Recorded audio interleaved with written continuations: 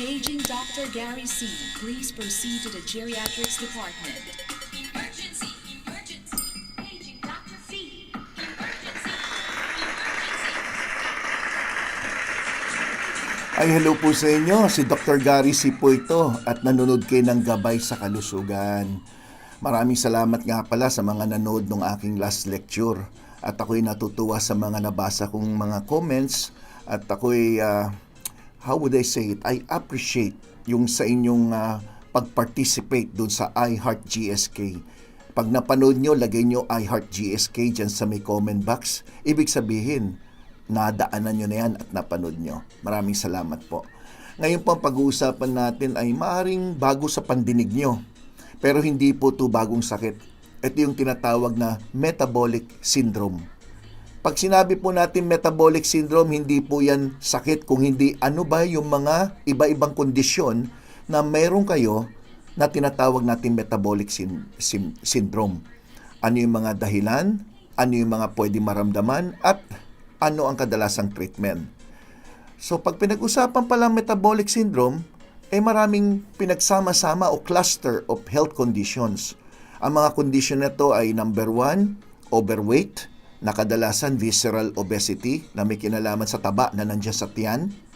Pangalawa, hypertension, alta presyon, yung lumalampas sa 130/80 ang blood pressure. Pangatlo, insulin resistance, yung tipong may insulin ka pero hindi nagagamit ng maayos ng inyong katawan. Pang-apat, high triglycerides. At panglima, low HDL o low good cholesterol. Ibig sabihin ng HDL, high density lipoprotein o yung tinatawag nating good cholesterol. Yan yung 5 na masasabi nating cluster of health conditions na humahantong sa tinatawag na metabolic syndrome. Okay. Ngayon, alam nyo po ba na pag pinag-usapan natin ang metabolic syndrome, yung mga group of conditions na nabanggit ko, pag pinagsama-sama yan sa isang pasyente, tumataas po ang risk na magkaroon kayo ng coronary artery disease, yung mga problema sa ugat sa puso na pwedeng humantong sa heart attack. Pwede rin na malaking chance na magkaroon ng diabetes, magka-stroke, at marami pa mga seryosong health problems. Ngayon, ang metabolic syndrome ay kilala din sa insulin resistance syndrome. So, pwedeng pinagpapalit-palit yan, no? Insulin resistance syndrome o kaya metabolic syndrome. Ang tanong ngayon, may alta presyon ako, doktor. Ibig sabihin, meron na ako metabolic syndrome? O kaya, kahapon nakita ko yung triglycerides ko, mataas. At mababa naman yung aking good cholesterol. Meron na po ba akong metabolic syndrome? Ay, teka, hindi po. Kasi pag sinabi natin metabolic syndrome, meron pong classification o criteria. Ibig sabihin, criteria para mapili ka bilang isang tao na may metabolic syndrome. Ano yung criteria na yon? Ito po. There are 3 or more of the following bago masabi na meron kayong metabolic syndrome. Ulitin ko, 3 o higit sa mga sasabihin ko na kondisyon bago masabi na kayo ay may metabolic syndrome. So ano yun? Ito na. Number 1, large waistline. Yung mga waistline na umaabot sa higit 40. At kadalasan, itong pinag-uusapan natin mga large waistline, walang pinipili, babae man o lalaki. Pangalawa, dapat may alta presyon kayo na higit sa 130/80. Totoo po yun, 130/80. Yan na po ang tinatawag nating pinaka-normal na blood pressure. Pag lumampas sa 130 ang itaas o yung tinatawag na systolic, at pag lumampas sa 80 o 80 ang ibaba, tinatawag na natin yan hypertension. Mapa-pre-hypertension muna o kaya hanggang umabot sa tinatawag na emergency hypertension. Pangatlo, mataas ang inyong blood sugar. Pang-apat, mataas ang inyong triglycerides. And panglima, mababa yung good cholesterol. Yan pong nakikita yung 5 criteria. Pag meron kang 3 o higit pa sa 3 dyan, ibig sabihin metabolic syndrome na yung condition nyo. Paano yung iba sa inyo? I'm sure meron pong nanonood ngayon, swak yung 5. Ako sigurado ako dyan. Yung mga pasyente ko, meron dyan, swak dun sa 5. Buti nga wala nakalagay na arthritis. Hindi kasama po yung osteoarthritis sa criteria, ha? Ngayon, pag-usapan natin isa-isa yan. Number 1, yung tinatawag na large waistline o kaya malaki ang inyong waistline. Eto, palagi natin naririnig pag pinag-usapan ng body shape. Ang number one na narinig natin, it's either apple o kaya pear. Di ba? So, kadalasan yung lalaki pag tumataba, mulat yan. No? At yung mga babae naman, kadalasan mula below the waist o kaya sa may bandang hita na. Tama ba? Hita o balakang. Alam niyo po ba na may advantage pala yung hugis peras ang inyong shape compare mo sa apple? Kasi nalaman na yung mga taong apple shape, yan po kadalasan yung may metabolic syndrome. Yung typical apple shape na yan ay maaring nagbibigay ng dagdag na bigat sa inyong upper waist at yung bigat ninyo nandun lahat sa may bandang tiyan. Kadalasan yung mga ganyang pasyente, sila rin yung sumasakit ng likod, di ho ba?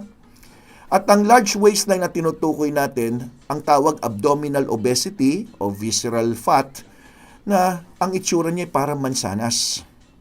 Extra fat sa inyong stomach area, ang pinakamatinding risk factor para magkaroon ka ng heart disease dahil ang mga extra fat, kadalasan yan, ay nagbibigay ng pahirap sa inyo. So tandaan nyo po, bigger risk for heart disease compare nyo po doon sa mga taba na nandun sa ibang parte ng katawan nyo. So yung abdominal area.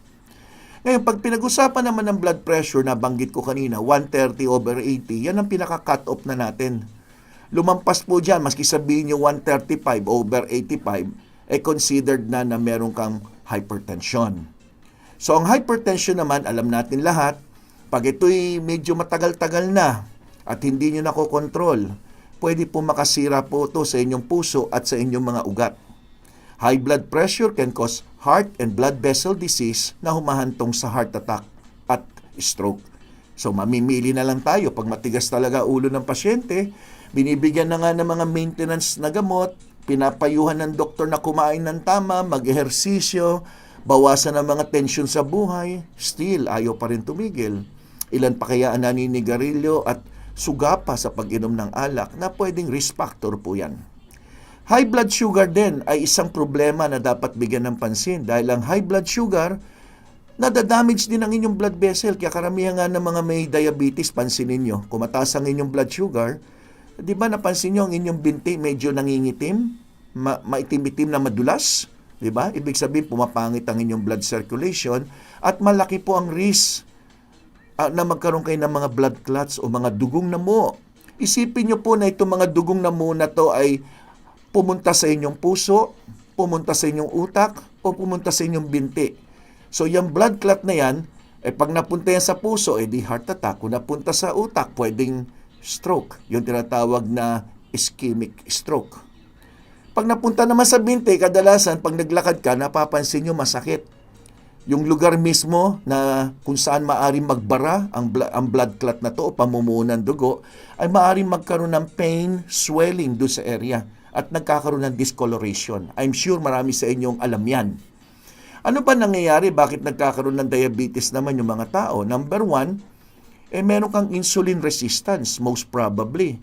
Pag sinabing insulin resistance, dapat insulin sensitive ka. So, pag insulin resistance, ibig sabihin may insulin ka pero hindi nagagamit ng katawan mo ng maayos. Kaya ito pong cycle na nangyayari. Number one, gutom ka. Pakiramdam mo pagod. Di siyempre kakain ka ngayon. Kumain ka halimbawa ng burger, french fries at isang Coke halimbawa, okay, isang Pepsi o kung anumang soft drinks yan o iced tea. High in carbs yan, di ba?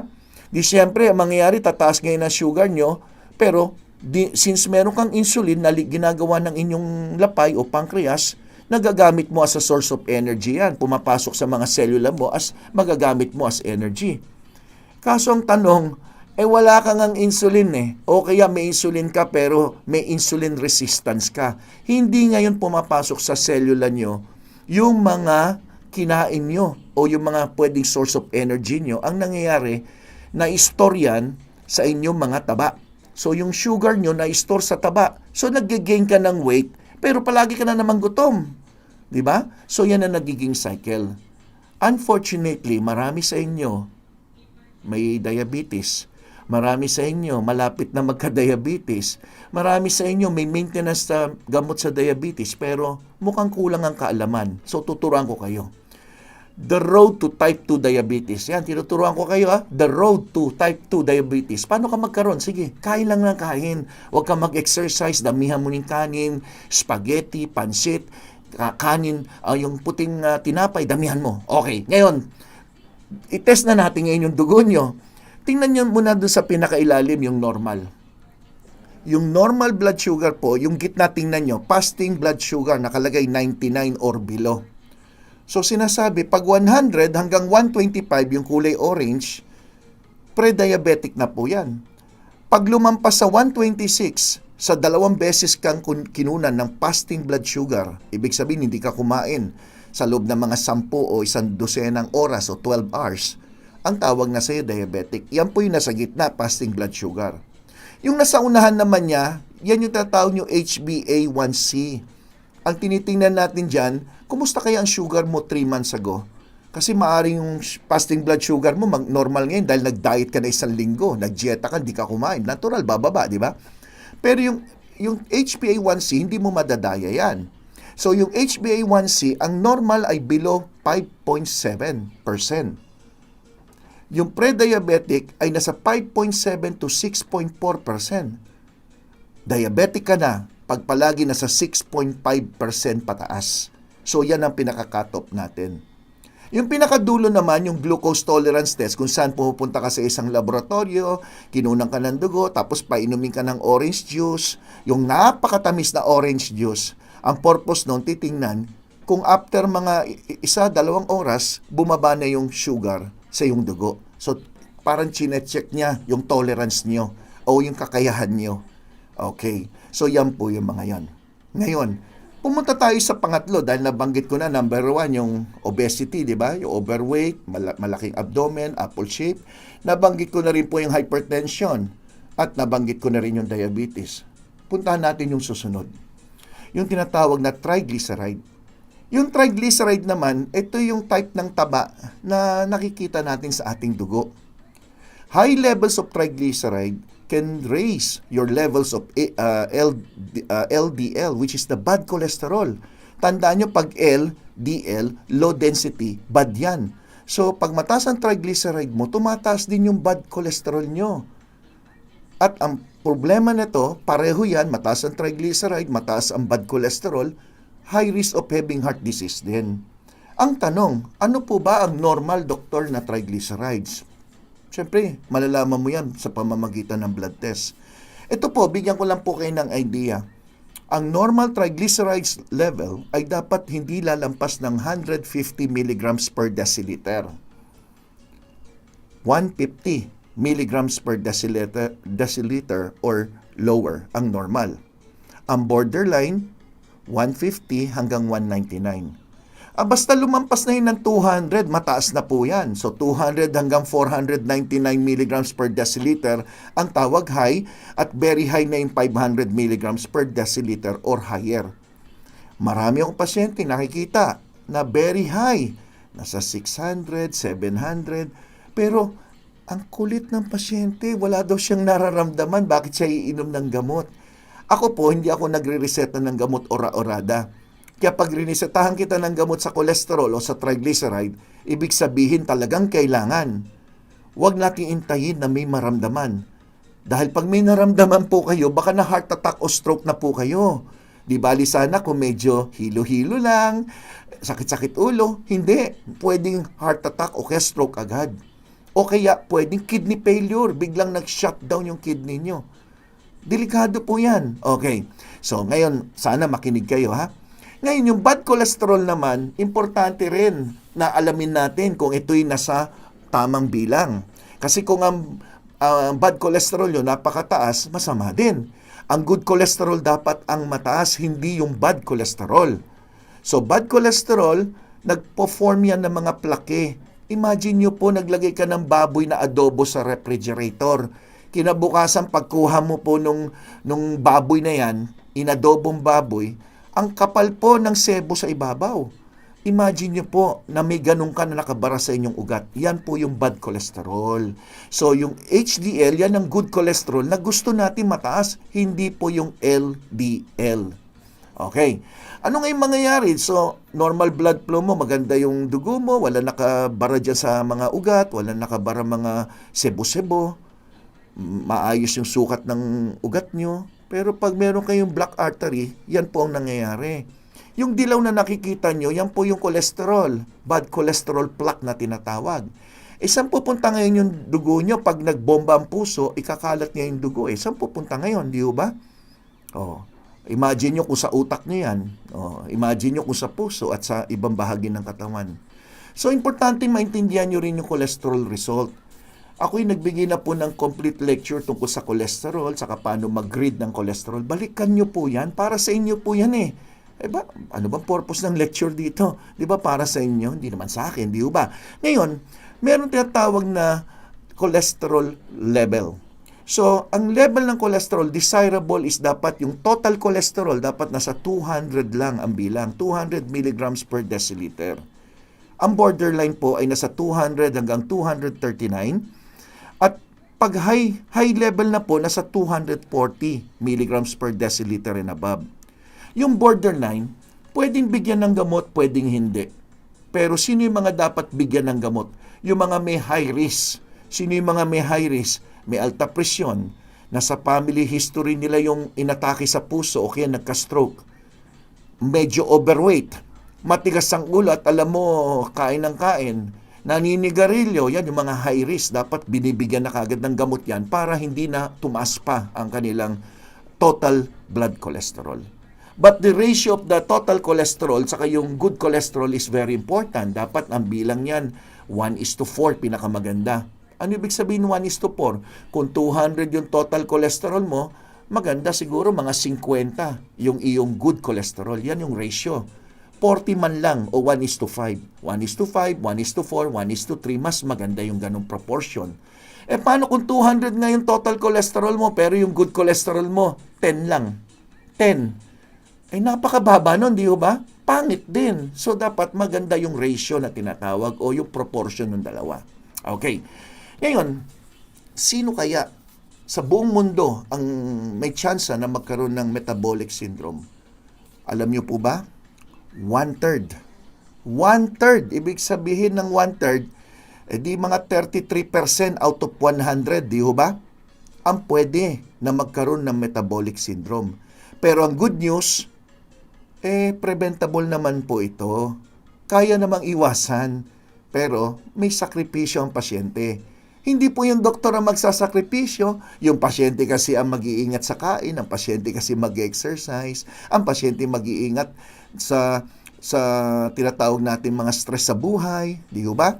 So knowing the risk factor is very important and making the healthy decision pagdating sa kinakain, yung lifestyle na tinatawag, mapapababa ang tsansa na magkaroon ka ng metabolic syndrome. Tandaan niyo yan para maiwasan po natin yung mga posibleng complications. Ngayon, ano ang symptoms? Ano yung symptoms? Ano mararamdaman ng isang tao may metabolic syndrome?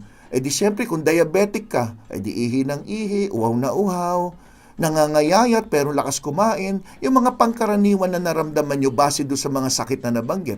Alta presyon, pwedeng chest pain, pwedeng masakit ulo, nangangapal yung mukha, yung kamay nangingimay, pwedeng nahihilo, di ba? Marami. So most of the disorder associated sa metabolic syndrome ay maaaring hindi obvious, maaaring wala, parang kayang-kaya naman, di napapansin. Except lang kitang-kita yung obvious, overweight, ang laki-laki ng tiyan.